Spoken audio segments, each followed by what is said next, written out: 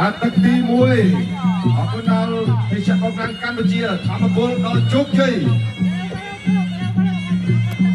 មើលសង្ឃឹមដាក់លេងចិត្តសាស្ត្រថ្ងៃនេះបាក់ជាមួយនឹងកីឡាករពីហ្វីលីពីនហ្វីលីពីនបាទទីបុកទីកលអីល្អណាស់បាទយើងទៅមើលគុណក្បែរនេះដល់ជត់ឆ្វេងរបស់មើលសង្ឃឹមដាក់ដុំមើលសង្ឃឹមអាចយក10លានបានអត់បាទហាន់ពីបាច់វិញយក10លានបាទពីក្បែរប្រជាបុកទៅកោះឆ្វេងអូយបាទបុកនេះបុកធ្នមបាទបុកធ្នមតែធ្ងន់បាទឆ្វេងខាងក្រោមបាក់ពីមើលសង្ឃឹមហើយឆ្វេងត្រង់បោះគងឆ្វេងរបស់មើលសង្ឃឹមគងត្រង់ពីកីឡាករពីលីពីនបាទមើលសង្ឃឹមទឹកមួយនៅរឿងត្រង់ស្ទុំមើលទៅគាត់ឆ្វេងខាងក្រោមបោះគងឆ្វេងទៀតអាយ៉ាបាទសង្ស័យណាបាទសង្ស័យតាមកន្លែងពីបាច់វិញហើយតាមកន្លែងដែរគាត់អាចគាត់ឆ្វេងខាងក្រោមសងស្នាមវិញ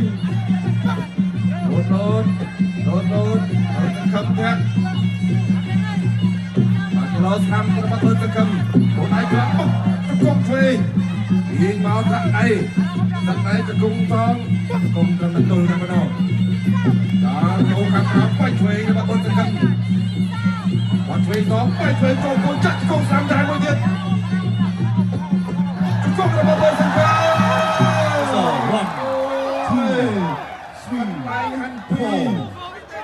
វិញជង្គង់ដូចគ្នាលោកអញ្ញាកណ្ដាលវិញជុំមកប្រគំដល់ទឹកត្រង់បាត់បាទមួយលោដល់បានពីដេញវិញសុំបីលោកណាបានពីមួយយើងទឹកមកជុំលឹកចូលឆောင်းទីតែគេសុំទៅគេជួបបានធម្មតាអត់ចេញទឹកឆ្វេងជួបបានមួយមិនអីទេមិនច្រឡំទៅយើងកាយឆ្វេងអូ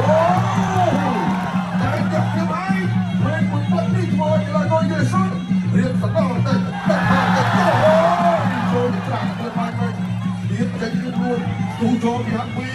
យើងសឹកកាត់រៀបហាក់ពីរបស់ចូលណាក៏ហៀបពីដៃឲ្យខុំមួយទៅបាត់ទៅហើយមួយគ្រឿនចាប់ចូល